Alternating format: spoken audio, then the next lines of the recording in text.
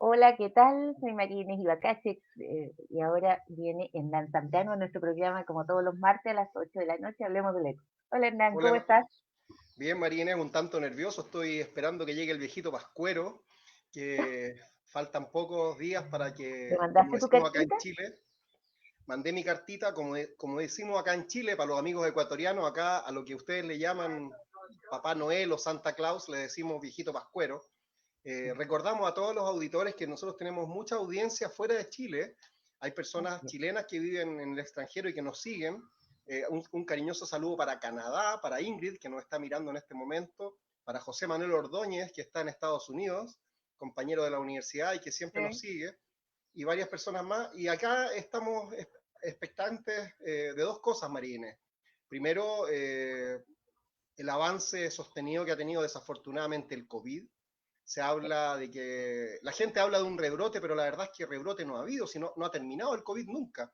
Bajaron algunos casos, pero nunca dejaron de existir, ¿no? Sí, y desgraciadamente, no sé si se puede hablar o no de rebrote, pero de que se ha aumentado el número de casos y de contagios es brutal, impresionante. Lo que pasa es que parece que la Pascua nos tiene a todos un poquito muy y como que no queremos pensar en el mañana, ¿no? Como que hay que gastar. Y esta es una oportunidad como bien especial y yo creo que irrepetible de darle un sentido real a la Navidad, que es estar en familia, compartir presentes pequeños, lejos, si alguien le cuento que tiene que pensar en hacerme un regalo y tiene que ir a un mall, por favor, no me regale nada porque quiero tener a mis amigos todos sanitos para el próximo año.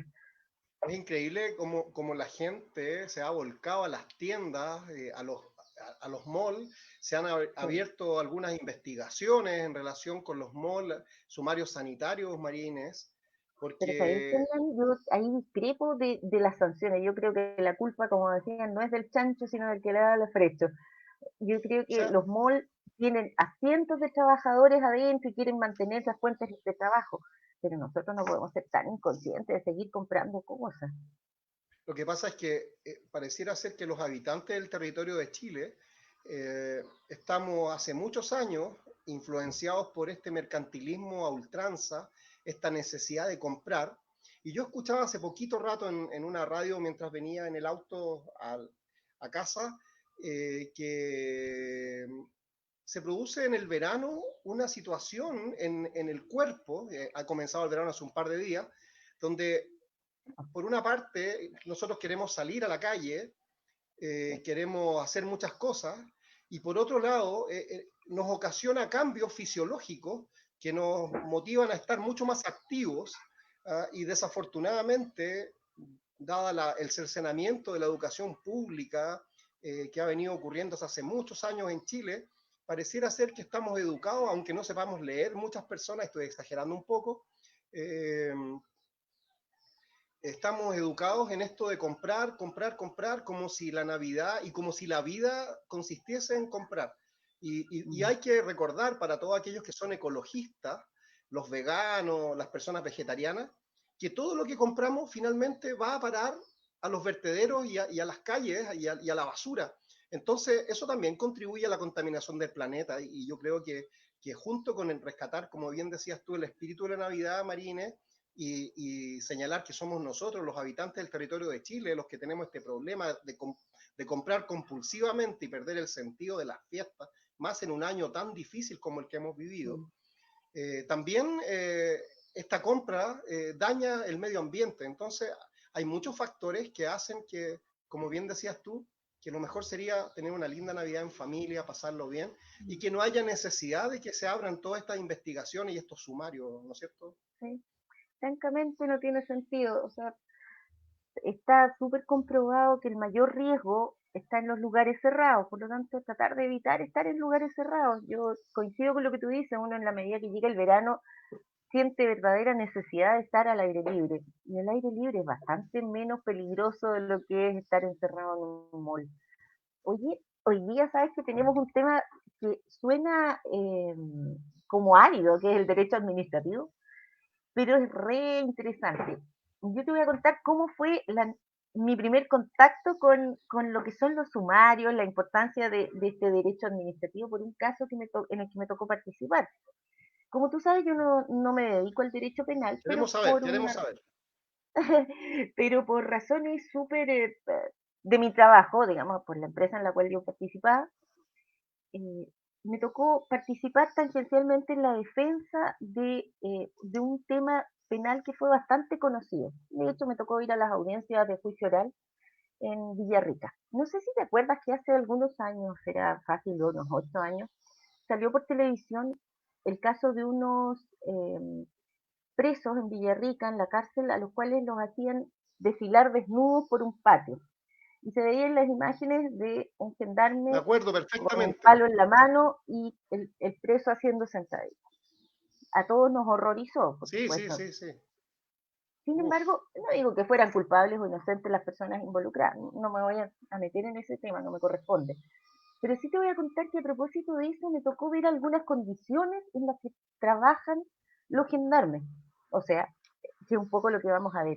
Para uno es a veces bien fácil crucificar al que uno ve como desde una cara como el malo, porque también desde la otra cara cuando vemos a los delincuentes, todo el mundo que los linchen, les pegan, les hacen de todo. Bueno, yo me enteré que estas sentadillas que les hacían hacer al aire libre, con el frío, con todo lo vulneratorio que eso puede ser, resulta que los gendarmes tenían la obligación de revisar que los, que los presos no guardaran cuchillos o instrumentos cortantes entre los glúteos. Y por reglamento debían hacerlo. Y además para proteger, por supuesto, su propia vida y su integridad. Y resulta que no tenían ni lugar donde hacerlo, con privacidad para respetar la integridad del preso, ni tenían guantes para caso de necesitar tener contacto físico con zonas íntimas del preso. No había intimidad ni para el preso, ni la mínima seguridad de un guante para un gendarme. Y cuando vi ese nivel de pobreza para las personas que están a cargo de cuidar precisamente la parte más peligrosa de nuestra sociedad, uno también se da cuenta que también los funcionarios públicos también son seres humanos, también son papás, también son hijos, también son abuelitos, también a veces se ven involucrados en situaciones que los superan. Como el caso que yo te contaba, que sin ir al fondo, sin entender si realmente hubo o no, porque no quiero meterme en eso, pero las condiciones en las cuales a veces están trabajando los lleva a hacer cosas que no son las debidas.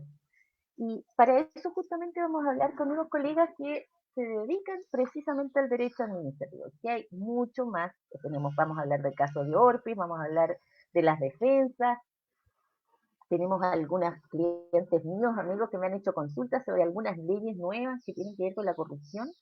Y ahora vamos a estar primero con Mauricio Causat, ¿no es cierto? Que ya es amigo tuyo, Hola, que es hola. abogado de la Universidad de Diego Portales, experto en derecho administrativo.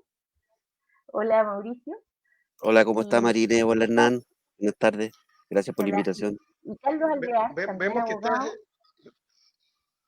abogado del CENAME, con Ahí experiencia sí. en derecho Hola, administrativo, buenas. penal y de la infancia. Hola Carlos, qué interesante lo Hola, que mucho gusto. estás dedicando. Bienvenidos. Fíjate, Carlos, que re interesante, porque yo me acuerdo, a propósito del Sename, hace unos tiempos atrás, ¿te acuerdas del caso de una niñita que fue, en principio era torturada y asesinada? Y visto también desde el otro lado, los funcionarios que estaban a cargo de cuidar no tenían ninguna experiencia, no tenían formación, no tenían cómo tratar a una niñita que tenía problemas psiquiátricos graves y no tenían las herramientas. Entonces nos enfrentamos con un funcionario público sobreexigido y con un ciudadano, o en este caso más encima, más vulnerable, un niñito en manos de un funcionario público que no tenía ningún recurso para cuidarlo. Así que es re interesante el tema que vamos a conversar ahora y tiene hartas aristas para conversarlo, ¿verdad? Sí. Así es. Las investigaciones a veces arrojan resultados sorprendentes y no todo lo que brilla es oro, ni todo lo que parece tan oscuro en la práctica lo es. Y de eso conocen entonces las personas que están a cargo de investigar. Quisiera primero contarle a la gente que nos está mirando que como ustedes pueden ver, este es un programa interesante de derecho, pero a la vez es artesanal. Nosotros estamos en nuestros respectivos domicilios, conectados, y vemos que Mauricio Cosat, muy ahí orondo, pareciera ser que está en una especie de vehículo, ¿no, Mauricio? Estoy acá, Hernán, en el auto con un aire exquisito porque estoy en el club de San Carlos de Apoquindo, la Católica, y a la espera de que mi hija termine su entrenamiento de triatlón. Así que estoy aquí muy agradado conversando con usted, pero además con muy buen aire. Pero Qué rico. qué bueno que te has conectado y qué bueno que tu hija practique deporte en estos días donde hace tan bien a todo el mundo hacer eso. Y como Así. buen padre y responsable abogado, aquí está en el programa. Carlos, tú estás en tu domicilio particular, pareciera ser, o en la oficina. No, a mi casa. En tu casa. Bueno, el programa es de ustedes, el programa es nuestro y ahora comienza la conversación. María Inés, ¿qué le Oye, vamos a la preguntar idea a, es que a estos colegas? oye, yo creo que tienen harto que contar y la idea es que, como ustedes saben, la idea es que les sirva a la gente que nos está viendo para las cosas súper cotidianas. Y yo quizás esto es copuchenteo, pero les quiero preguntar un poco a propósito de el caso del senador Ortiz. Primero, ¿en qué está esa situación? ¿Qué pasó? ¿Qué delito se le imputa? ¿Los senadores están sujetos a un sumario administrativo? ¿Son funcionarios? Cuéntenme un poco cómo va eso. Carlos, si quieres partir ¿Mauricio? tú. O sea, a ver, lo del senador Ortiz, no he visto el caso en sí, tengo información solamente la que tiene todo el mundo. Pero particularmente en el caso de él, a ver, se le hace sumario administrativo a los funcionarios públicos. Si bien es cierto, los diputados, los senadores son funcionarios públicos, se rigen por otras normas, y para eso lo que tuvo que ocurrir fue un juicio de desafuero, en el caso del senador Ortiz. Y obviamente se acreditó Afuera, una para que serie de entienda la puntos, gente que nos escucha, es un juicio previo por el un cual se antejuicio, busca la protección que tiene una persona, que es lo que la gente a lo exacto, mejor conoce, por ejemplo, con las mujeres embarazadas, que se le hace un juicio de desafuero exacto. para poder despedirla. En el caso de los senadores, algo muy parecido.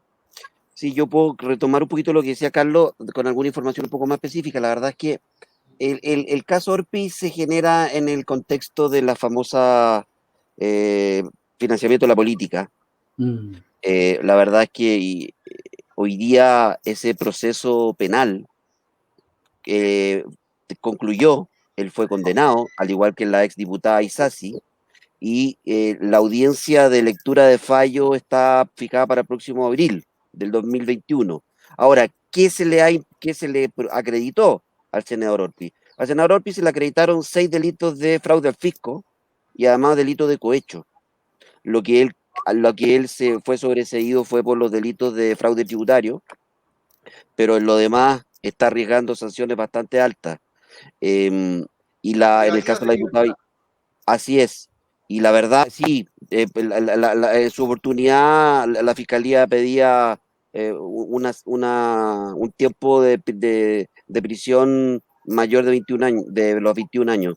Ahora, en particular, esto se da en el contexto, como decía yo, del financiamiento de la política, donde a varios los pillaron metidos en estos enjuagues, y la verdad es que en el caso del ex senador Orpi, la fiscalía pudo, parece, construir un caso con una, con una cantidad importante. Se habla que presentó como pruebas en su contra aproximadamente 1.100 o 1.200 documentos. Las aristas involucraron también, porque también fue sancionada penalmente la empresa Corpesca de la familia Angelini. Es la primera vez que se sanciona penalmente ¿por qué? Porque la empresa no tomó las medidas para evitar que sucedieran estas corrupciones. De alguna manera ellos participaron del otro lado del cohecho, ellos son los que instan, ¿no es cierto?, a obtener de parte en este caso del senador y la diputada, un provecho. Y en particular se discutía la famosa ley Longueira o la ley de pesca, y fíjense, curiosamente, que como al último minuto en que ya iba a terminar su tramitación, se aprobó un artículo que estaba apoyado, entre otros, por el senador Orpi, en que se obtenía un beneficio tributario muy importante para la empresa, para Corpesca, o sea, era con nombre y apellido, entre otras cosas. Por lo tanto, en estos fraudes y en este cohecho se acreditó que habían facturas falsas que se entregaban por parte del senador Orpi y la diputada, y Corpesca se las pagaba. Se acreditó que habían gastos que se cargaban a los gastos que pueden los parlamentarios entregar en las rendiciones de cuentas al mismo Congreso Nacional, y después se dieron cuenta que eso también eran gastos que tenían una falsificación ideológica, por lo tanto estaban defraudando al fisco. Por lo tanto, ahí se construyeron varias cosas. Entonces, con ello ellos lograron derechamente financiar sus campañas políticas, y quedó también acreditado en específico que Corpesca fue beneficiada con la labor legislativa de ellos, y a su vez Corpesca, ¿no es cierto?, le entregaba las dádivas que le permitían obtener esos resultados. Por lo tanto, es muy importante en el fondo el que se haya llegado a puerto. Ahora, hay cuestiones, María y Hernán, que llaman la atención. En el caso por ejemplo, la lista tributaria fue sobreseída porque se señala por el tribunal, el tercer juzgado oral en lo penal de Santiago, que no hubo la famosa querella, que hemos escuchado, la famosa querella del Servicio de Impuestos Internos. Se discute que en realidad, si el Servicio de Impuesto Interno tiene acción, es el único validado para presentar esa querella, y que por lo pronto, una vez presentada, se puede investigar por parte de la Fiscalía y después llevarlo a juicio oral por aquello. Como no sucedió, la verdad es que fue sobreseído por eso. Por lo tanto, aquí nos quedamos con la duda de si, además de todo esto, y que en realidad uno pudiera presumir, también de haber habido una alta defraudación al fisco de Chile. Ahora, Claro, fíjate, bueno, Mauricio, es un súper buen precedente para lo que pueda venir, perdón, Hernán, solo terminar, que es lo que alegó mucho el senador Orpiz, bueno, pero esto en la cultura del país se permitía. Yo soy el que está pagando por todos los otros. Quizás en eso no le podría dar la razón al ex senador, lo que no está a sus propias responsabilidades en el caso, y según se acreditó. claro, una de las cosas que le llama la atención a la gente, que no es abogado precisamente, que nos está viendo Carlos y Mauricio, es que existen algunas facultades que tienen algunas personas que ocupan cargos públicos de ejercer ciertas acciones judiciales de manera discrecional. Eso quiere decir que ellos deciden cuándo presentar una acción o cuándo no hacerlo, y solo le rinden tributo a su propia conciencia. Ellos verán si presentan o no la acción. Entonces, el director nacional o el director regional del Servicio de Impuestos Internos es uno de estos funcionarios que tiene este poder discrecional, esta facultad de decidir cuándo perseguir a una persona o no. Y lo que llama la atención es que en ocasiones pequeños contribuyentes que tienen cometen pequeñas irregularidades, son sancionados severamente con la clausura de sus establecimientos comerciales, aplicación de multas, no condonación de algunos tributos, etcétera. En cambio, cuando nos encontramos ante grandes contribuyentes, como el caso de grandes empresas, Johnson, etcétera, hemos visto que se ejerce esta facultad discrecional y las personas libran, zafan y además obtienen grandes descuentos, pese a que han defraudado, si se puede utilizar la expresión, al fisco en miles de millones de dólares. Y en el caso del senador Ortiz, que es lo que conocemos a través de la prensa, lo que hemos visto, no se ejerció esta potestad de presentar la acción. Ahora, bien, como ustedes bien saben, son todos abogados, los que estamos acá en la pantalla por lo menos, una vez que salga el fallo, abogados ingeniosos, como me gusta decir a mí, que están a cargo de las defensas, eventualmente pueden presentar recursos de nulidad. Esto no ha terminado. Falta mucho todavía. Y va a haber un plazo, y va a haber que tener en consideración que las personas tienen derecho a ejercer acciones, pero también tienen derecho a presentar recursos procesales en contra de las resoluciones.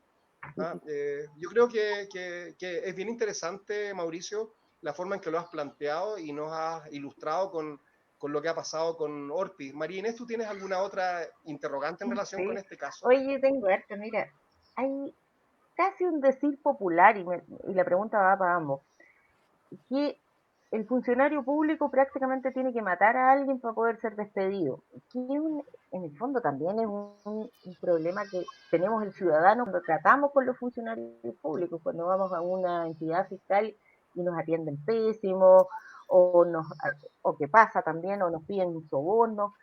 ¿Qué puede hacer un ciudadano? ¿Es tan así? ¿A qué se arriesga el funcionario público? Porque bueno, yo lo sé también, los sumarios son un tema bastante complejo y que tiene a veces aristas re complicadas, incluso que podrían ser hasta vulneratorio de derechos constitucionales para los funcionarios públicos, pero desde la Antes, vista del ciudadano, ¿sí? antes de que prosiga, voy a poner la nota discordante y quiero que contesten nuestros invitados y entremos de lleno a esta materia. Sin embargo, yo creo que eso es la excepción. En general, el funcionario público chileno es un funcionario probo, íntegro. En general, el funcionario público chileno atiende bien, tiene vocación de servicio. Voy a defender a los funcionarios públicos. Por excepción, cuando hay Bueno, si no digo lo irregularidades. contrario, claro. Oye, Bueno, Lo yo, que pasa es bueno, que la gente tiene la percepción que en la empresa privada, cuando un trabajador se equivoca, lo despiden casi al tiro. En cambio, claro, el funcionario público se equivoca a veces, varias veces, y no pasa nada. ¿Es tan así? ¿A qué se exponen? Eso es lo que mira, justamente va nuestra pregunta. súper. Yo quisiera partir, le dejo después un espacio, Carlos, para que tú complementes, digamos yo.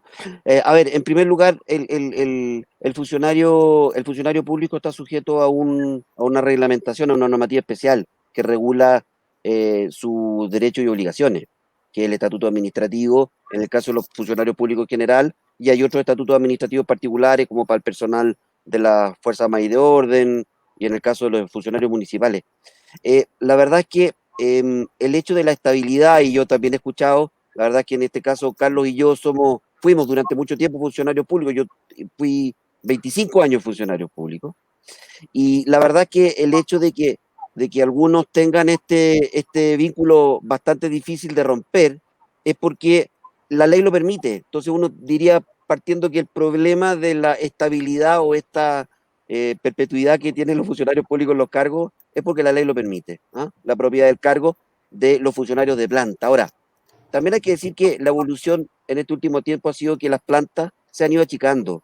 La, la, la, la, la, las dotaciones funcionarias se han ido más bien completando con funcionarios que están a contrata, que es una forma de contrato de trabajo particular de la administración pública, pero que de alguna manera hace que el contrato no, el trabajador, en este caso el funcionario a contrata, no tenga esa estabilidad como la tenía la del funcionario en propiedad. Y además, hoy día han existido nuevos estatutos de organismos públicos en que incluso los funcionarios públicos están sujetos al Código del Trabajo. Y además los famosos contratos honorarios, que por su precariedad, sí hay que hacerlo al tiro presente, están disminuyendo, cada día se va jibarizando más la posibilidad de que estas personas que de manera permanente se desempeñan en la administración pública estén fuera de las dotaciones, ya sea de la contrata o de la planta. ¿Ah?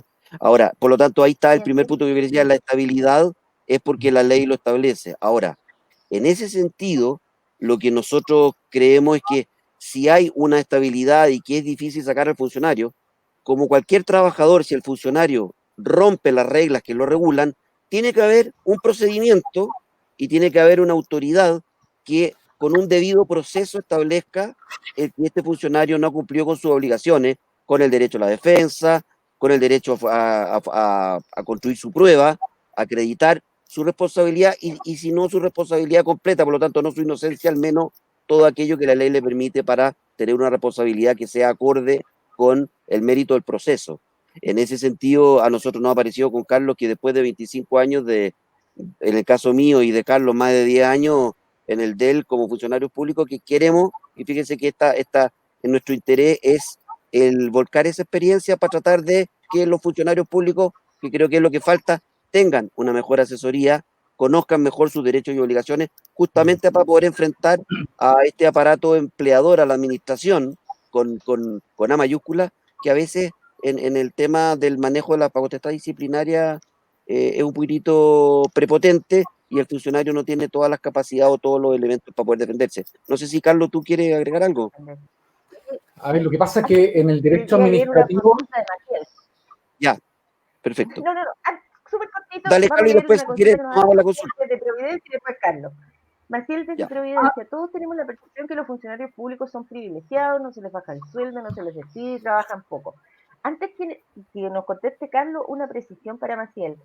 Yo creo, coincido con ella, que esa es la visión que a lo mejor popularmente hay, pero quizás también es bueno entender la razón por la cual los cargos de los funcionarios públicos son más estables, y considerando que el empleador no es un empresario, sino que es un funcionario político. Y por lo tanto la idea es que la política no sea quien determine quién trabaja y quién no trabaja, porque si quiere un gobierno demócrata cristiano, bueno, van a salir todos los socialistas, si entre los socialistas salen todos los demócratas. No, la idea es que sea por calidad o por tipo de trabajo. Carlos, cuéntanos. ¿O qué le podemos contestar a Marco? Retomando lo que está señalando, que yo creo que a mí por lo menos entender va a lo medular. No hay que confundir que el funcionario público, más allá que todos tenemos una opinión política, y está bien que sea así, forma parte del Estado. Y el Estado es permanente, los gobiernos son transitorios. Y los gobiernos cuando gobiernan, tienen que gobernar para todos.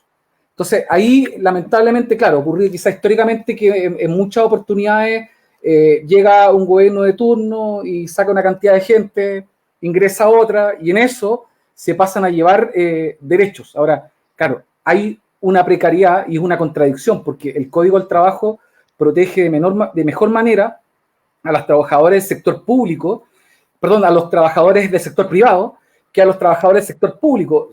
Hay que recordar que solamente hace unos meses atrás se hizo extensivo la tutela de derechos laborales para los trabajadores del sector público, ¿ya? Y se daba la situación que se generan muchas situaciones de maltrato laboral, de jefatura de arriba hacia abajo, pero también de abajo hacia arriba, y lamentablemente el sistema de los sumarios administrativos es, si bien es cierto, trata de buscar un debido proceso, pero muchas veces es precario, y obviamente está, y ahí yo creo que los funcionarios públicos están en detrimento, un poco más disminuido en cuanto a sus derechos de lo que puede ser un trabajador del sector privado, en términos de que un trabajador puede recurrir directamente a un tribunal laboral a reclamar. Eso no era una posibilidad, no es una posibilidad para los trabajadores del sector público, salvo respecto a la tutela laboral, ¿ya? Que eso de alguna forma era una situación de justicia. Lo que ha pasado también con el fuero maternal, por ejemplo, las funcionarias públicas a contrata que quedaban embarazadas, quedaban súper desprotegidas, a pesar de que entiendo que ahora los tribunales han ido haciendo cambios que la ley no contemplaba, que en el fondo fueron creaciones jurisprudenciales, ¿no? ¿No es así? María Inés, fíjate que ha ido coincidiendo la jurisprudencia judicial con la jurisprudencia administrativa, porque efectivamente esas funcionarias a contrata y en otros casos tan delicados como eso, hicieron surgir, particularmente en el actual Contralor que lo trae desde su época de investigador y académico, el que las contratas lograron tener esto que se llama la confianza legítima. En el fondo, a pesar de que por naturaleza, decía yo antes, es un contrato más temporal y no tan permanente como la planta, hoy día, si se han dado las condiciones de renovación de por lo menos 2 años, se entiende que el funcionario, para poder destituirlo, tiene que haber un sumario administrativo, tiene que haber una causal de peso para poder justificar el despido, que fue un poquitito lo que permitió resolver muchos casos, pero en paralelo, o además, la Corte Suprema, conociendo de la tutela laboral, también reconoció el principio de la confianza legítima y obviamente dijo, sí, yo también soy en este aspecto de velar por el respeto a las normas constitucionales sobre la libertad de trabajo, sobre la estabilidad laboral, logró construir una jurisprudencia que hoy día protege un poquito más. Ahora, protege un poquito más, pero entre medio está todo lo que es la cotidianeidad de la vida del funcionario versus su empleador. En ese sentido, ¿qué es lo que vemos nosotros? Que claro, no, el trabajador puede ir a denunciar, el trabajador privado puede ir a denunciar porque está sujeto al Código de Trabajo, por ejemplo, la instancia administrativa de la inspección. La inspección de alguna manera ha servido para evitar que muchas cosas lleguen a los tribunales. Esa instancia no está para los trabajadores del sector público. En ese caso, obviamente, si hay buena comunicación entre el trabajador y el jefe o el jefe directo, no va a haber inconveniente, pero los problemas surgen cuando hay una autoridad que no es tan parcial, que no es tan imparcial, que tiene mal carácter, etcétera, etcétera, y su funcionario queda sujeto a que por una conducta que él califica mal, le pueda, por ejemplo, poner una anotación de mérito, que va a la hoja de día, le dice, mira, tú incumpliste una falta menor, pero que él le va sumando a la hoja de vida. o puede decir, mira, la verdad es que tú no cumpliste con tus obligaciones y entonces ordena una investigación sumaria. O si uno va más con una conducta más grave, que puede ser o no cierta, se ordena la instrucción de un sumario administrativo. Un sumario administrativo es un verdadero procedimiento administrativo con caracteres jurisdiccionales, y Mauricio, la verdad es que puede llegar a la destitución. Por lo tanto, ese es un punto re importante de cómo se puede defender bien y un debido proceso que lo sustraiga, lo sustente, ¿no? Mauricio, Hernán. Mauricio, nuestro programa tiene una gracia que lo ven muchas personas que no tienen formación jurídica. Hay algunos niños que a veces nos preguntan y personas que también intervienen. Entonces, nosotros de repente bajamos un poco la calidad de la información que proporcionamos en cuanto a utilizar conceptos legales y jurídicos, con la intención de que esto sea de fácil comprensión. Entonces, hay algunas personas que me están preguntando a través de mi teléfono, WhatsApp, personas que conozco y que están viendo el programa, y me dicen, ¿sabes qué? Yo tengo una duda grande. ¿Cuándo se entiende que una persona es funcionario público? Es una cosa tan re simple, pero hay personas que no saben. Dice, estamos hablando de qué tipo de personas. ¿Quiénes son los funcionarios públicos? ¿Solamente los políticos? ¿Ellos son? ¿A ellos se les aplica esto? Carlos, ¿quieres responder tú? O sea, para ser funcionario público, lo primero es que trabajar en una institución pública. O sea, en la administración del Estado. Ahora bien, los jueces también son parte de la administración pública, pero son estatutos distintos. Entonces yo separaría un poco como entre poderes del Estado. A ver, supongamos, parlamentario, un poder del Estado, se rige por un estatuto, pero también son funcionarios públicos. El Poder Judicial son funcionarios públicos, pero se rigen también por otro sistema. Y los funcionarios públicos que trabajan en los servicios públicos, como podría ser, supongamos, el servicio de vivienda, el Ministerio de la Vivienda u otros servicios, ¿ya? El registro civil. El registro civil, exactamente, ¿ya? Entonces, ahí como un poco para diferenciar. Y te agrego los funcionarios municipales, que también tienen su estatuto especial. Exactamente, ya estaban quedando. O sea, es bastante vasta la cantidad de conceptualizaciones respecto del funcionario público en distintas áreas, ¿ya? Entonces, ese punto de vista, claro. Ahora bien, el estatuto administrativo rige a los funcionarios que de alguna otra forma forman parte de la administración. En el fondo son las personas, un poco en términos como resumidos.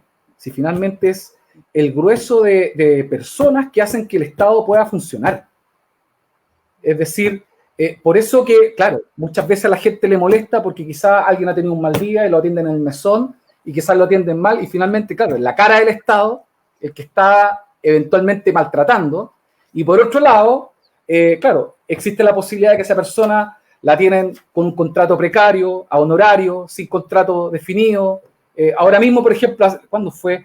El día lunes me comentaba una dirigente del Ministerio de la Vivienda que despidieron 47 funcionarios que estaban bien calificados. Y ahí justamente estábamos conversando respecto al tema de la confianza legítima, porque es gente que ya llevaba contratas que habían sido renovadas por más de 3, 4 años, en 3, 4 oportunidades. Entonces, claro, si se supone que el Estado, en el fondo la confianza legítima es como esa costumbre cuando uno ve que el Estado acciona de una determinada manera, se supone que debiese prorrogarlo, a menos que sea un motivo muy grave, que sea, en el fondo, cometió un error y hay un procedimiento para eso, un poco lo que decía Mauricio. Pero también ocurre este tipo de cosas que, claro, que se genera el cambio de gobierno, sobre todo a fin de año, se generan despidos y entre ellos muchas veces, claro, se pasan a llevar los derechos de muchos trabajadores. Ahora, entre medio también, me estaba escribiendo un dirigente gremial de una asociación de trabajadores del Servicio Nacional de Menores, porque particularmente, a ver, ¿dónde tengo la...? Era respecto a las horas que autoriza la ley a los dirigentes gremiales a trabajar en sus determinadas actividades gremiales, como dirigentes. Es decir, 11 horas para los dirigentes que son regionales y 22 horas semanales para los dirigentes que son nacionales. Entonces la pregunta era si acaso eso debía contar con una autorización del empleador o simplemente una comunicación. A mí entender lo que corresponde es simplemente comunicarlo, porque no es que el empleador debe autorizarlo, porque ¿qué pasaría si el empleador no lo autorizara? No podría ejercer su derecho como dirigente gremial. Lo mismo que en un sindicato. Así funciona el sector privado. Los sindicatos simplemente avisan cuándo van a hacer uso informo. de sus horas sindicales, Exacto. nomás, no piden permiso, informan. Vale. Con la Exacto. anticipación para que el Ahora, empleador se programe nomás y tenga los reemplazos. yo Oye, siguiendo un poco la perdona, le quiero línea, hacer una sí, consulta sí, a Carlos. A propósito del Sename, mira, a mí me impactó muchísimo el caso de esa niñita, que desgraciadamente no recuerdo su nombre, mira cómo son las cosas, que murió hace un tiempo atrás y que se dijo que fue Podrá, víctima de premios ilegítimos en el podrá Sename. ser Lisset, Una niñita, Lisette, fue ya, uno de los casos emblemáticos del dice Sename. la querella criminal. Y se hizo querella criminal y entiendo que fue por tortura, a premios Sí, ilegítimos francamente en sí. contra de la niña.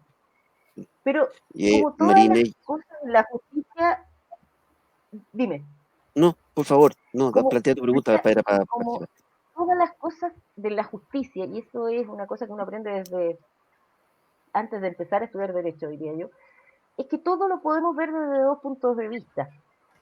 La funcionaria, entiendo que dentro de sus argumentos de la defensa fueron justamente que estaba enfrentada a un tipo de trabajo para el cual no tenía herramientas ni competencias, que fue lo que me pasó, que me tocó ver con relación a los gendarmes, que tenían que hacer tareas que su empleador, el Estado, le imponía, pero carecía de cosas mínimas de protección para hacerlo, que probablemente le pasó también a estas funcionarias que terminaron dando muerte a una niñita.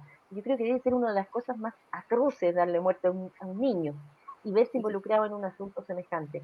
En el caso de las empresas privadas, los trabajadores que están debiendo hacer tareas para las cuales no cuentan con los recursos, tienen recursos, pueden recurrir a la inspección del trabajo, pueden autodespedirse en el peor de los casos, que es en el fondo como que ellos mismos se despiden con indemnizaciones, con todos los beneficios, pero el funcionario público también está bastante desprotegido cuando tiene que hacer labores, sobre todo tan importantes como las que pasan en el Sename, cuidar la vida de un niño que tiene una serie de problemas, que necesita medicamentos, que necesita tratamientos psicológicos o psiquiátricos eventualmente, y ese funcionario, ¿cómo lo hace cuando no tiene las competencias?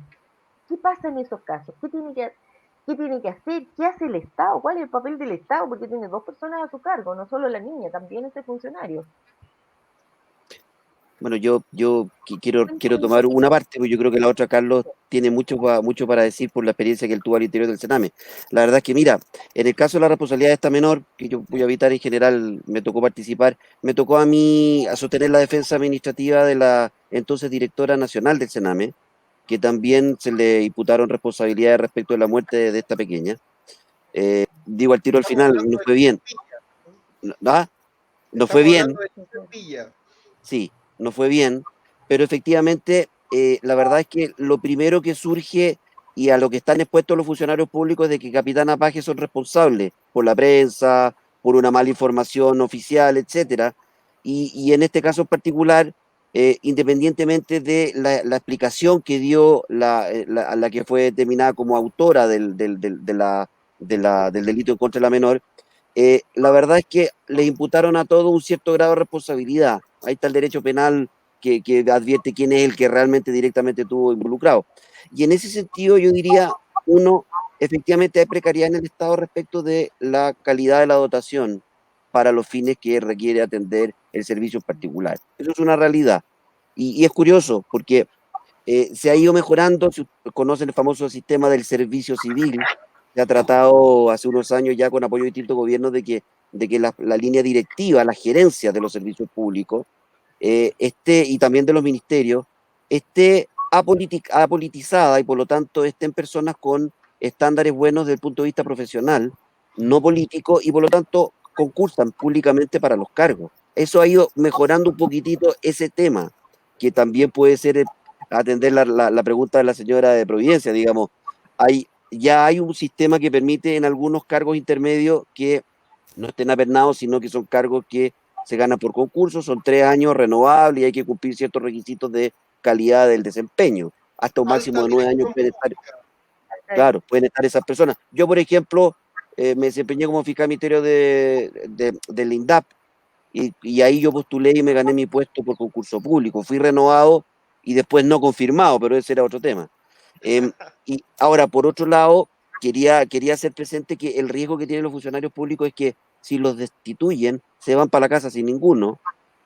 y si los destituyen sin una buena justificación y no son capaces de defenderse, también se van para la casa sin ninguno, salvo los funcionarios de alta dirección pública, porque ellos tienen, si les piden la renuncia, como han ganado por un concurso público de mérito, la verdad es que hay hasta 6 meses de indemnización, de la cual yo también percibí por Chaca para contarles que yo pasé por ese.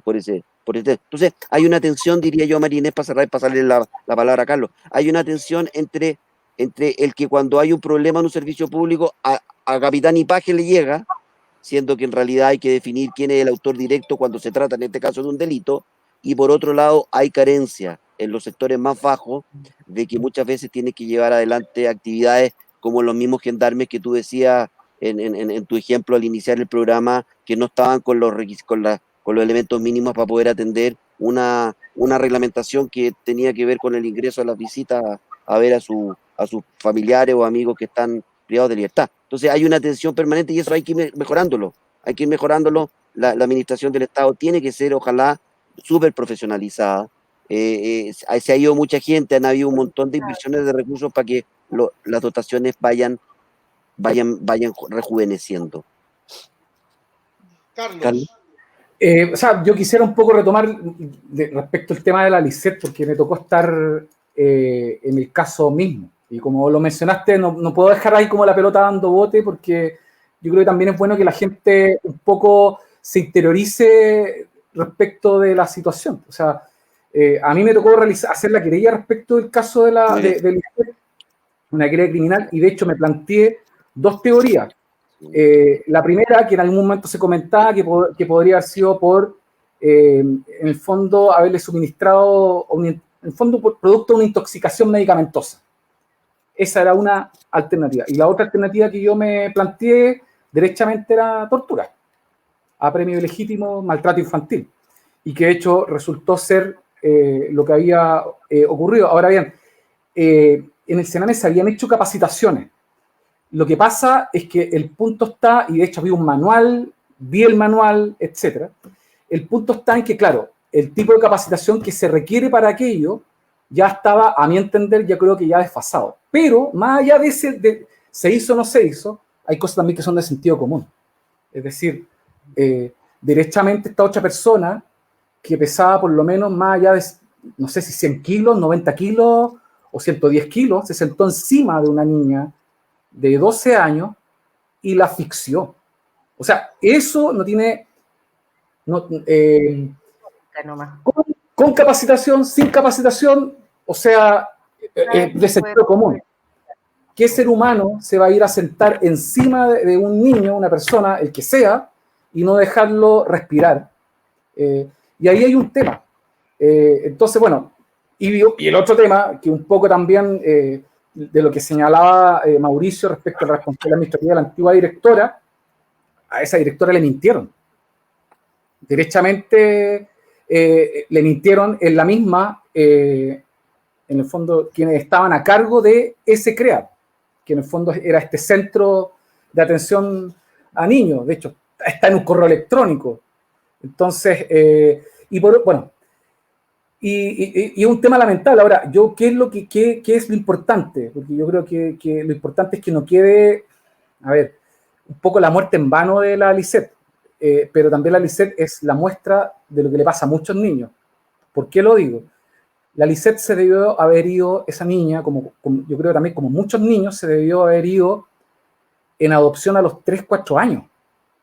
¿Y qué pasa? Que la revinculaban con la familia, la mandaban a la residencia, lo volvían a revincular, lo volvían a desvincular.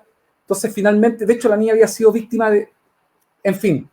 Entonces, también hay un tema que tenemos que reflexionar como sociedad, porque, a ver, cuando se habla respecto de niños vulnerados, siempre me acuerdo de una profesora que me hizo clases, que es una psicóloga, que es Caroline Sinclair, y habla que son niños politraumatizados.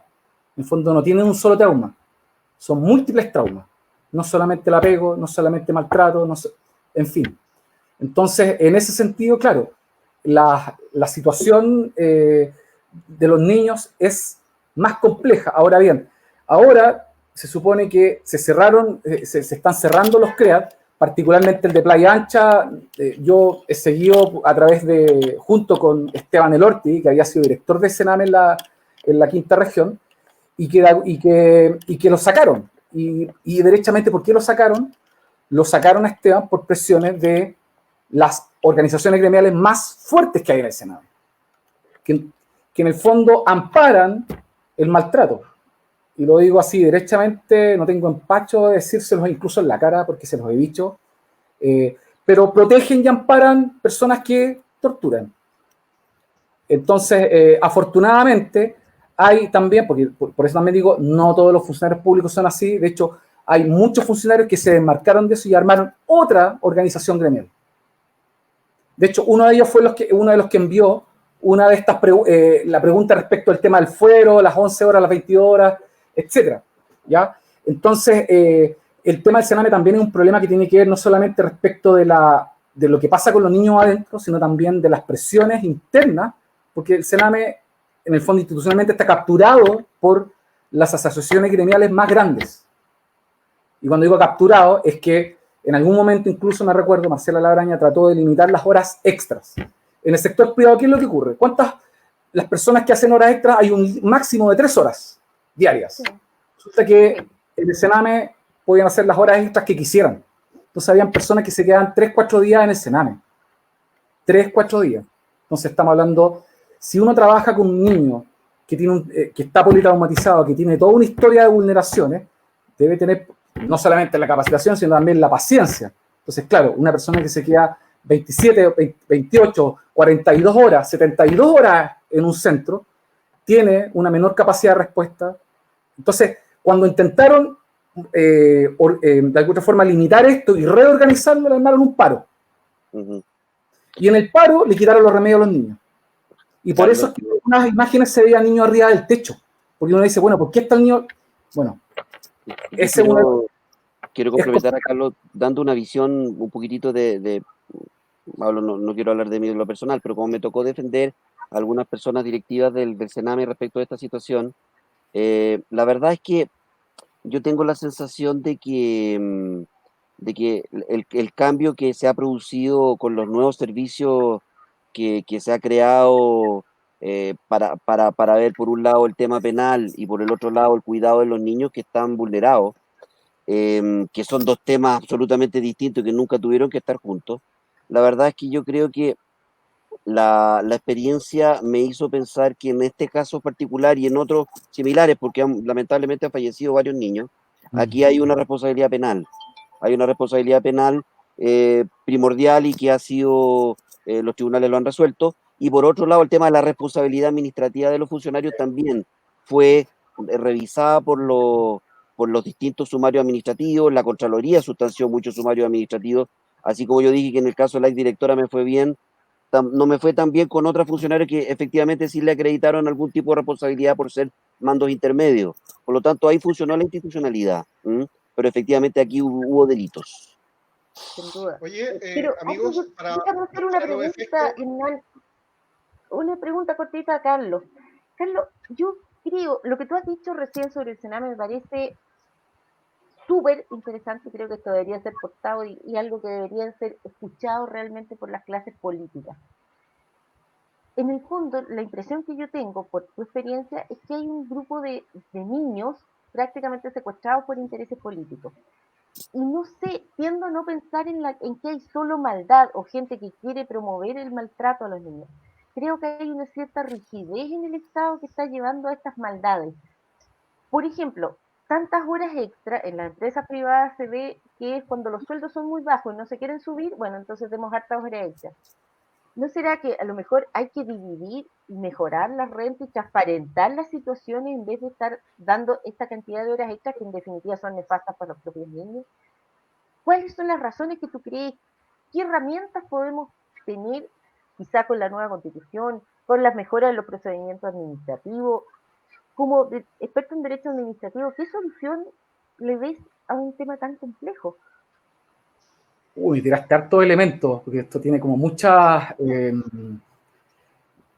es harta la información. A ver, yo creo que no existe, bueno, más allá de las que pueden haber patologías, no hay gente que sea mala per se.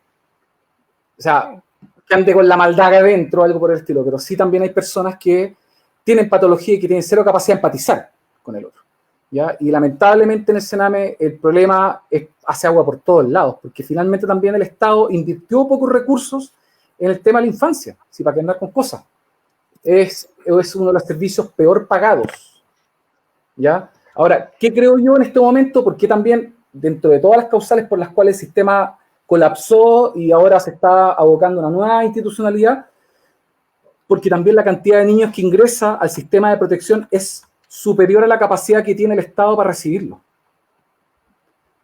Ese es el punto, que en Chile los adultos en general hay maltrato infantil, hay negligencia parental, y eso es de Arica a Magallanes y eso en todas las clases sociales. Sí. Entonces, ¿Sabes, Carlos? Carlos, yo creo que ha dado en el clavo, Marine, porque el problema del Sename lo vemos siempre como un problema de la institución. Sin embargo, Sename es una institución todos somos parte del problema.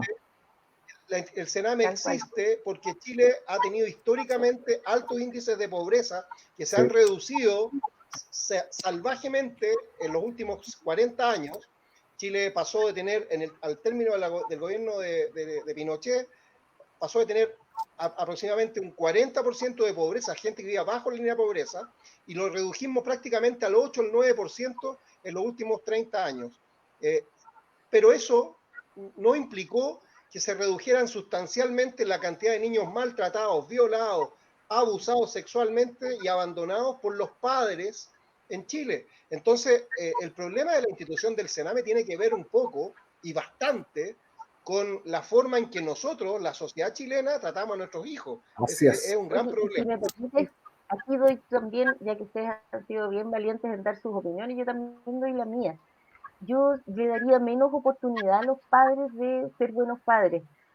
Creo que en Chile valoramos mucho los lazos de sangre y creo que no necesariamente la familia de origen sea la mejor para criar un niño. Hay muchas familias, que incluso se ha hablado mucho de la adopción homoparental. O sea, no hay dispuestas familias para criar y dar amor y crear buenos ciudadanos, ¿por qué no los vamos a dar en adopción? Creo que dar en adopción un niño no es desterrarlo ni sacarle de su raíz, es simplemente sacarlo de una familia donde recibe maltrato, donde ha sido abusado.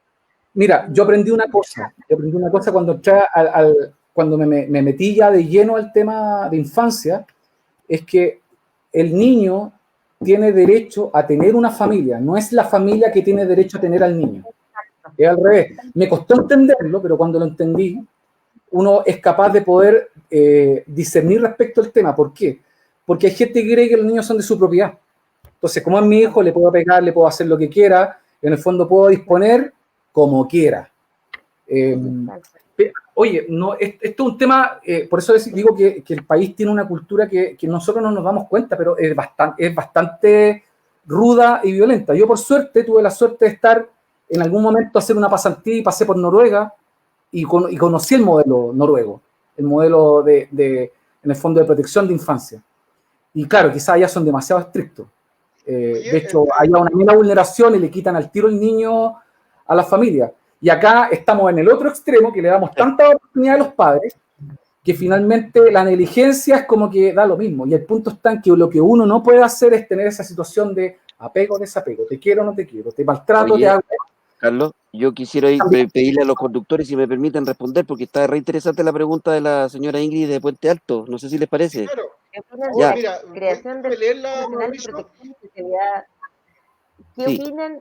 Nos pregunta Ingrid desde Puente Alto. ¿Qué opinan de la creación del Servicio Nacional de Protección Especializada a la Niñez? Mira, desde el punto de vista de una decisión de la necesidad, absolutamente necesario tener un servicio moderno, 2 servicios modernos deberíamos tener, uno que se preocupe de los niños vulnerados y otro que se preocupe de los niños que están por infracción a normas legales, a las normas a la ley, y por lo tanto lo que quiero advertir es que es una buena noticia que hay un nuevo servicio, pero hay que advertir de que no sea solamente un tema cosmético. Aquí todos los problemas que hemos estado durante el programa diagnosticando, que son problemas que ha tenido el Sename, no pueden mantenerse o permanecer en estos servicios nuevos. Por lo tanto, recursos para poder tener el mejor personal, el mejor material y las mejores condiciones para los niños. De lo contrario, va a ser un maquillaje. Oye, Es que yo sigo pensando, quisiera un poco complementar. Yo sigo pensando de que vamos a seguir igual si esto acá nos separa la cantidad de vulneraciones. Ese es uno de los puntos, quizás yo creo, uno de los más importantes, porque son muchos. Porque si el problema fuera así de sencillo, lo habríamos solucionado. Si todo el mundo dice, no, cierren el Sename. Ya, cerramos el Sename. ¿Y qué vamos a hacer al día siguiente? Yo tengo más preguntas que, de hecho, mañana yo soy miembro además del Consejo Asesor de la Sociedad Civil del Sename. De hecho, mañana tengo una reunión con la directora del Sename para ver la agenda de cómo se hace el proceso de transición. ¿Ya? El Sename al nuevo servicio. Al nuevo servicio. Y yo creo que ahí hay una discusión que está todavía incipiente, pero en este momento, para tomar una medida de protección, tiene que necesariamente judicializarse. Y en Chile tenemos una mala costumbre de judicializarlo y legalizarlo todo. Ya, está bien. Me acuerdo que, ¿quién no se va a acordar de que una de las cosas quizás buenas, emblemáticas, que en Chile en la calle venden la ley? Eso no lo hacen en todas partes, eso es cierto. Pero tampoco nos podemos... Pero en este momento, para lo que sea, se tiene que recurrir al tribunal. Cuando en el fondo, si un niño tiene una vulneración de derechos, debe existir en Chile servicios sociales y que sean profesionales, especializados en la materia, trabajador social, psicólogo, que sean capaces de ver las necesidades de ese niño y cortar la vulneración. Pero hoy en día, ¿qué es lo que hay que hacer? Hay que pedir una medida de protección, hay que probar si ocurrió esto y preventivamente, eventualmente, si quiere el magistrado. Pero si el magistrado no quiere, no hay nada que hacer. Y así también he visto muchos magistrados que han dado 800.000 oportunidades a una familia que sigue vulnerando a ese niño. Donde incluso hay informes de psiquiatras que dicen, ¿sabe qué? Hay que cortar, ese niño tiene que irse en adopción.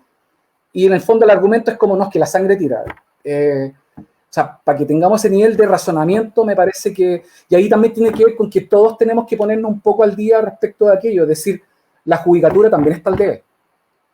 Porque debe tener... A ver, para tener jueces que se dediquen al tema de infancia, deben ser jueces especializados en infancia. No basta con saberse la Convención de los Derechos del Niño. Porque todo el mundo hace gárgaras con la Convención de los Derechos del Niño. Y lo más loco, mira, me tocó revisar, porque estaba ayudando a un amigo en su tesis de magíster, y uno de los temas es que, claro, existe una interpretación perversa del interés superior, porque dicen, en virtud del interés superior, lo interpretan y dicen, ya, lo vamos a revincular con la familia.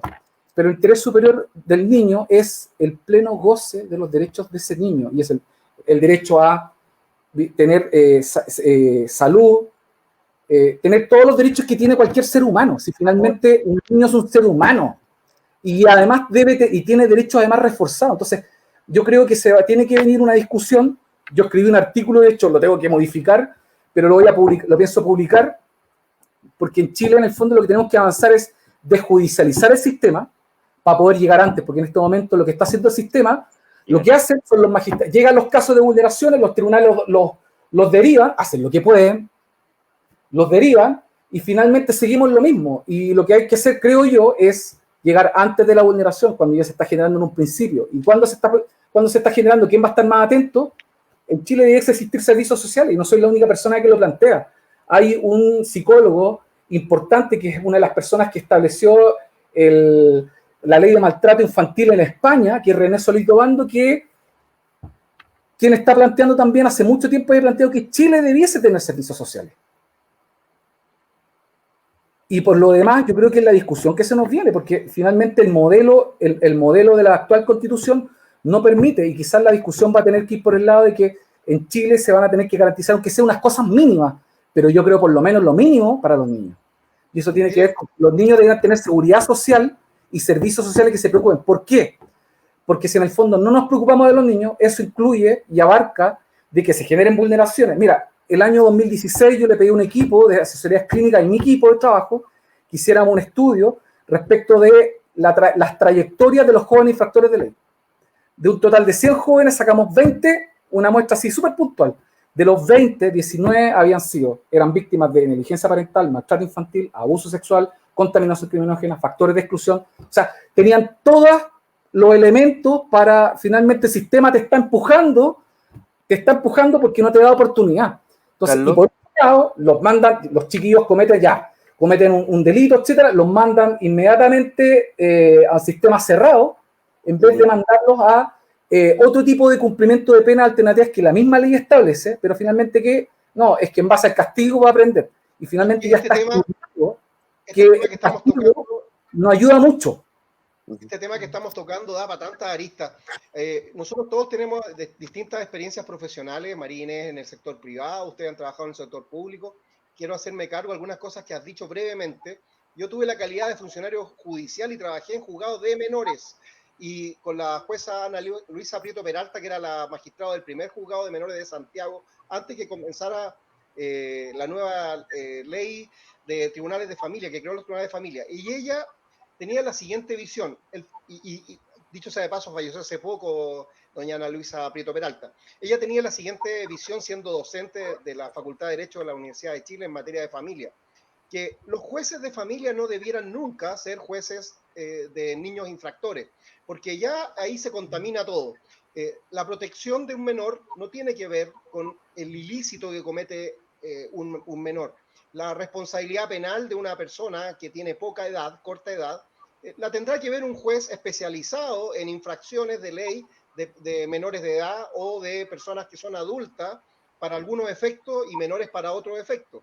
Recordemos que la mayoría o la minoría de edad es un factor que va cambiando con el tiempo. La ley establece una mayoría de edad en una época en Chile a los 25 años, luego a los 21, luego a los 18. Para efectos alimenticios siguen siendo menores de edad los menores de 21. Tienen derecho a alimentos personas que tienen hasta 28 años cuando están estudiando. Entonces hay una majamama, por decirlo así, de normas, pero por otro lado, la responsabilidad penal de los menores que cometen delitos se ha ido bajando también, tratando de ajustarse a estas políticas criminales que buscan que se sancione a quien comete un ilícito independientemente de su edad. Entonces, cuando el juzgado de familia hoy día conoce una protección de un menor, primero, no tiene mucho tiempo, segundo, no tiene muchos recursos y tercero, carece de los profesionales adecuados. Existen algunas instituciones del mismo Sename, que es la Oficina de Protección de Derechos de la Infancia, la OPD, que evacúa algunos informes, interviene en la familia y trata de alguna manera de establecer algún tipo de informe que pueda servir para la decisión del tribunal y como una forma de proteger a los menores también. Entonces, esto da para mucho, da para muchos temas. Nos hemos desviado, creo yo, pero ha sido muy interesante conversar sobre esto. Nos hemos desviado del sentido de este programa que habíamos publicitado, que tenía que ver con la responsabilidad de los funcionarios públicos. Yo quería retomar eso, pero voy a hacer una cosa distinta. Los voy a dejar invitados, sin que esto significa que esté terminando el programa. Los voy a dejar invitados a ambos para que la semana que sigue o en 2 semanas más, cuando ustedes tengan tiempo, podamos hablar de la responsabilidad civil, la responsabilidad administrativa y la responsabilidad penal del funcionario público, que es un tema que convoca a personas que nos están viendo en este momento. Quisiera señalar que estamos muy entretenidos todos con el cariz que ha tomado el programa, porque nos hemos llevado a puntos que son muy sensibles. Y quisiera, Marines, que tú retomes la conversación en lo que está... No estamos tan alejados del tema de la responsabilidad administrativa. Lo que pasa es que llegamos al extremo de la responsabilidad administrativa nomás. Porque en el fondo los empleados de este empleador que es el Estado tienen a cargo tareas que son un poco distintas a las que puede hacer un comerciante, la que hacemos un abogado dentro de un estudio de abogado. Ellos administran la educación, la justicia, nos dan los documentos de identidad, cuidan a los menores infractores, cuidan a los presos. Son personas que tienen tareas súper importantes y tienen responsabilidades también igualmente importantes y son juzgados de una manera particular que a veces es atentatoria contra sus derechos y que sus actuaciones a veces también vulneran los derechos de otros. Y llegamos también a un tema que es re importante y en el que coincido completamente con Carlos, y es un poco esta sobrevaloración, que a lo mejor es un concepto medio latino, de la familia sanguínea. Hablamos a veces mucho de que la familia es quien nos cría, pero la verdad, a la hora del intento permanente por revincular, y te voy a contar una también para hablar de anécdotas personales. Yo me tocó alguna vez estar en un hospital público, viendo qué se hacía con niños que las mamás después del parto los querían dejar abandonados. Era un permanente, no, es que no lo puede dejar abandonado hasta que no pruebe con dar la lactancia para ver si se arrepiente. ¿Cuál es el sentido? ¿Por qué si una mujer quiere dejar a su hijo y entregarlo a una adopción recién nacido, no le damos las gracias porque lo dejó nacer y lo entregamos a una familia seleccionada que quiere realmente tener ese hijo? ¿Por qué a una familia Porque se ha de prestado para múltiples padres? abusos también. No, es que estamos Se hablando ha prestado de para sectores delitos y para abusos. institucionalizados. Hernán, pero todo, para eso existen las instituciones, lo que hablaba de los servicios sociales. Esto estaba haciendo un hospital que pasara a los servicios institucionalizados. No siempre la familia de origen, María la Inés, no familia podemos, no sangre, podemos creo desconocer yo. que ha habido un negocio enorme, de muchas personas que se han dedicado a las adopciones, que han sacado niños de su familia, los han mandado fuera de Chile. Esa es Tenemos otra personas que cosa. han sido Eso hace es otra poco cosa. sometidas a todo tipo de procedimientos No, pero para perseguir su eso es responsabilidad por otra cosa. irregularidad. Hay un señor de apellido Claro, eso Joanón, es otra hay cosa. mucha gente que ha estado involucrada en este tipo de cosas y todo lo que tiene que ver con la adopción de menores debe ser con mucha cabeza. Hay muchos delitos cometidos. Estoy de acuerdo en eso. Sí, Estoy yo de sé que es acuerdo, otra cosa, completamente de pero acuerdo. forma parte Pero del es negocio. otra cosa. Lo que pasa es que yo creo que los niños no pueden estar metidos ni en el negocio ni en una familia que no los quiere tener. Lo Yo que creo pasa es que que hoy en los día niños deben no estar hay en una acuerdo. familia que los quiera. Lo que pasa es que hoy ¿Cómo no hay no acuerdo? existe un acuerdo respecto de cuál es el límite respecto del niño. Y yo creo que ese límite Sí. lo tiene que establecer no el magistrado, no el abogado, no el curador ad litem. Lo tiene que establecer un psiquiatra infanto-juvenil. Que en el fondo una persona que pueda captar cómo eso va a incidir en el niño la espera. Si ese es el punto. Por Y en eso, actualmente el procedimiento pueden aparecer familiares hasta de sexto grado que pueden oponerse a la adopción. E incluso más, a la gente le han ido a preguntar, no, es que yo quiero que siga siendo mi sobrino para irlo a ver una vez al mes. ¿Eso le sirve a un niño? No, no le sirve. O sea, por solamente eso, porque quiere seguir siendo, es complicado. Carlos, te interrumpo, por eso yo creo que a propósito que tú mencionaste la figura del servicio social, hay que estudiar algo que acompañe la situación de los niños, porque hay un servicio que los va a cuidar cuando están vulnerados, pero en algún momento la idea es que sea eso transitorio, lo hacen también familias que hacen el cuidado del menor hasta que después lo pueden entregar o lo devuelvan a la familia nuclear o lo entregan a una familia que los va a adoptar. Pero en ese sentido, un servicio social que por ahí preguntaban, creo que el productor preguntaba en qué consiste. La verdad, es un servicio especializado que es independiente de estos otros servicios, que presta servicio en realidad al menor, le hace el seguimiento al menor. Es un poquitito lo que también para el tema penal quieren un servicio que haga el seguimiento de la libertad vigilada, ¿no? Hace seguimiento especializado y cuando tiene que intervenir, el niño o se coloca a la situación en conocimiento de los tribunales de justicia, porque hay un problema que tiene que ver con eso, o se le quita a la familia y se le entrega a la institución que está a cargo, en este caso, el nuevo servicio de protección del menor. Entonces, diría yo que nos falta ver el tema completo. Yo apelo a que esto lo podamos discutir en la Convención Constituyente, son temas relevantes. Hoy día la idea es aumentar el tema de los derechos sociales. Acá están los derechos sociales del niño que si no están en la Constitución a lo mejor no podemos nosotros mejorar el estándar con que hoy día nos estamos preocupando del problema. Si está en la Constitución garantizado, a lo mejor ahí podemos exigir que hayan estos servicios que no sean solamente meramente cosméticos, sino que tengan plata. En el hecho, Carlos, que tú decías, desde el punto de vista de cómo la cultura nacional o la cultura de estos países hace que el tema también tenga que ver con la familia, cómo la familia se siente dueña de este menor y de alguna manera los tribunales se los vuelven a entregar cuando ya han sido vulnerados. Y estoy hablando de familia en términos amplios, María Inés, no solo la sanguínea, porque hay muchos niños en nuestra realidad, en la pobreza, que los niños se crían a veces con los padrinos, o no con la mamá o el papá, sino que con los abuelos, los tíos, etcétera. Yo creo que ahí hay que dar una mirada integral, no parchar, no mirar las cosas parceladamente. Ojalá que la discusión de la nueva constitución en estos temas, que son los más importantes, está como el corazón de la vida de una sociedad, es la familia, es el grupo de personas que vive juntos en los distintos grupos intermedios y por lo tanto esa discusión yo creo que hay que darla en la constituyente.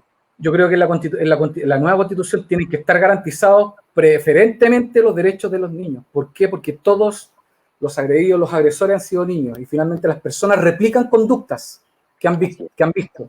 Entonces, si no cortamos como ese círculo de la violencia, vamos a seguir.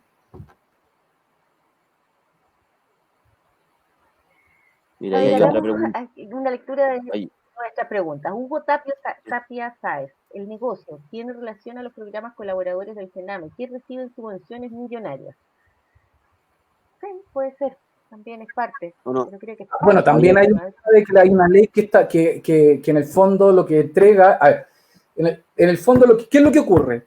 Que está Sename, y Sename se articula el accionar del Estado a través de licitaciones a organismos colaboradores, como podría ser la Fundación Mi Casa, el Hogar de Cristo, y hay otras muchas más, que ejecutan proyectos como programas de PRM, programas de reparación y maltrato, programas que hacen evaluaciones, etcétera.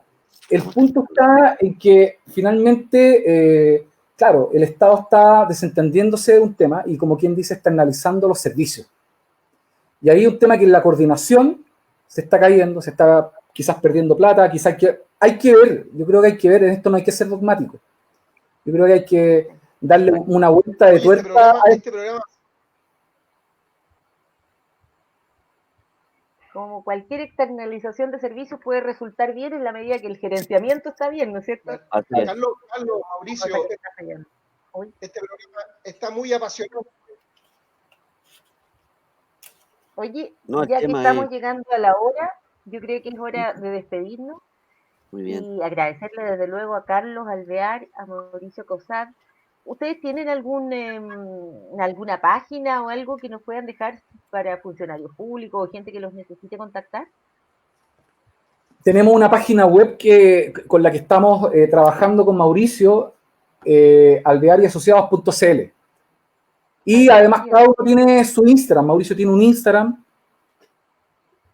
¿Cuál es tu Instagram, Mauricio? Mira, yo tengo toda la información, trabajo en el LinkedIn, así que me busquen en el LinkedIn y ahí lo deriva a todas las partes donde uno ha podido ir de poquitito. Pero si no, a través de la página web, Alvear Abogado. Carlos Alvear P. Perfecto, ahí te buscaremos, tenemos followers. Sí. Además que nos buscan los nombres y apellidos, y la web, el Big Data al tiro aparece donde encontrarnos. Sí, basta pensar en algo y aparece. Con georreferenciación, así como en el dedo hacia apuntando. Oye, Carlos, Mauricio, ha sido un gusto estar con ustedes, por supuesto, como siempre contigo, Hernán. Y nos vemos el próximo martes a las 20 horas en nuestro programa Hablemos del Ex por Facebook. Oye, yo quedé disconforme. ¿Por qué? Quedé disconforme con el tema porque dio para mucho esto. Ah, sí. Bueno, aceptamos la invitación, así que nos ponemos de acuerdo para después hablar del tema más de los procedimientos funcionarios. Y voy a reclamar, quiero que hablemos de la responsabilidad administrativa, la civil y la penal en el próximo capítulo. Muy bien, pues, encantado. No hay lugar por extemporáneo. Exacto, tal cual. No hay lugar por extemporáneo. Estuvo mucho más entretenido como lo vimos.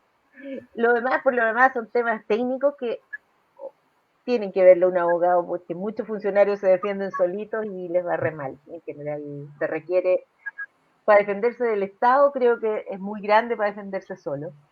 Así que es bueno que existan abogados especialistas, y ha sido realmente un agrado conocerte, Carlos, estar contigo, Mauricio. Igualmente ustedes también. Nos vemos el próximo martes en Hablemos del Ex. Protesto. En Monos con Navaja y en... ¿Dónde más estamos, Hernán? En Calmedia y en Spotify. Así que nos vemos el próximo martes. Muchas gracias, que estén muy bien. Chao, Carlos.